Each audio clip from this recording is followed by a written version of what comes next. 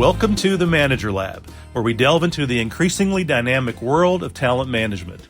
In each episode, we will unravel key insights, break down the most relevant books and articles, and provide actionable tips to optimize your approach in developing and retaining top talent. Stay tuned for a deep dive into the art, science, and strategy of unlocking your team's full potential. Let's enter the Manager Lab. Welcome back to the Manager Lab. Today we're talking about mentorship, but not as a formal program that lives in HR, but as something far more powerful, a daily leadership behavior. This episode is based on the Harvard Business Review article, Weave Mentorship into the Fabric of Your Organization by Andy Lopata. The big idea is simple, but transformative. Mentorship shouldn't be an initiative you roll out.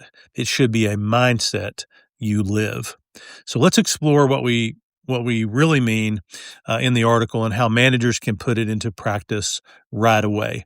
Okay, so why traditional mentorship programs sometimes fall short? Many organizations invest in mentorship programs with very good intentions, matching mentors and mentees, setting goals, tracking meetings.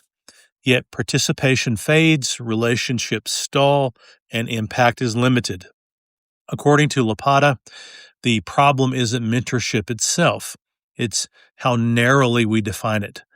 When mentorship is formal, top-down, time-bound, and optional, it becomes another box to check instead of a cultural norm.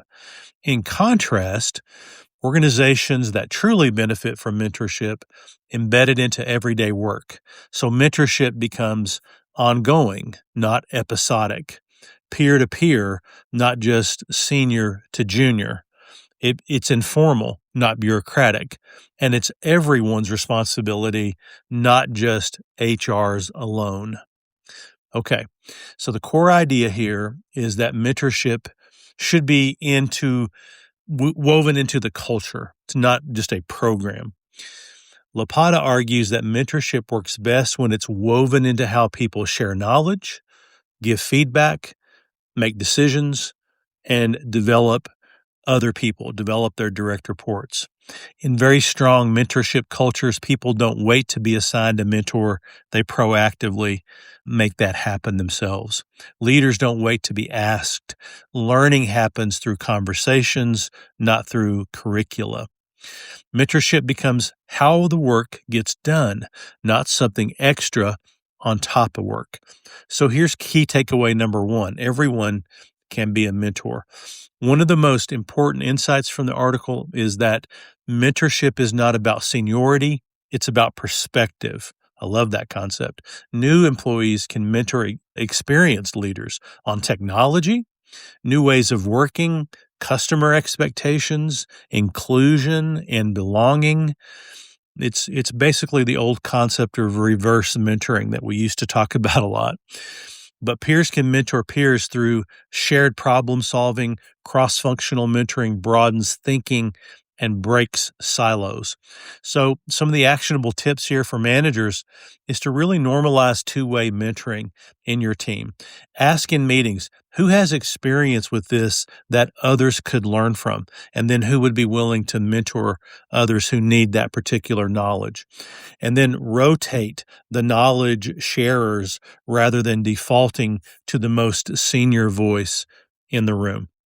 Okay, key takeaway number two, shift from advice giving to development conversations. Another key message from the author is that mentorship isn't about having all the answers. It's about helping others think better. So think about great mentors ask powerful questions. They listen more than they speak.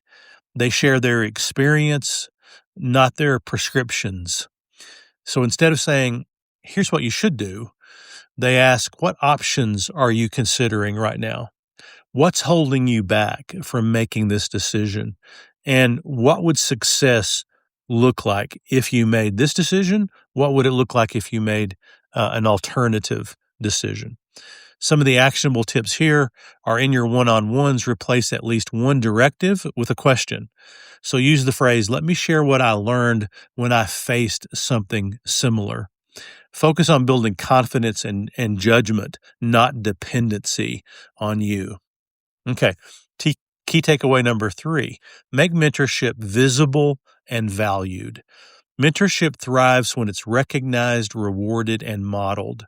If leaders say mentorship matters, but promotions ignore people development, or mentors aren't acknowledged, or learning conversations aren't protected, the culture will likely not change at all. So Lopata emphasizes that leaders must model mentoring behaviors publicly. So some of the actionable tips here are recognizing mentoring moments in team meetings. So if you know of a situation where there was a mentoring activity, bring that up, reward that, applaud that, highlight employees who help other people grow, share who has mentored you and what you learned from it, and then build mentoring into performance conversations, not just results. And then finally, key takeaway number 4, create the conditions, not the control. Finally, strong mentorship cultures don't over-engineer relationships. They focus on creating the right environment. So they focus on building psychological safety, a time for reflection, and permission to ask for help. They make all of those things the norm. When people feel safe to learn out loud, mentorship naturally follows. And some of the actionable tips here is to protect time for learning conversations, encourage curiosity over certainty, and to respond positively when someone asks for guidance, even if you don't have all the answers. So to close, here's a simple challenge inspired by Lopata's article. This week, mentor one person intentionally, not by giving advice, but by helping them think or to grow or to see something new, by asking questions, challenging them in terms of how they would make a decision in an alternative situation, things like that. Because when mentorship becomes part of how we lead and manage every day, we don't just develop people, we build organizations that learn, adapt, and thrive. Well, thanks for listening. And until next time we meet in the Manager Lab, do good work.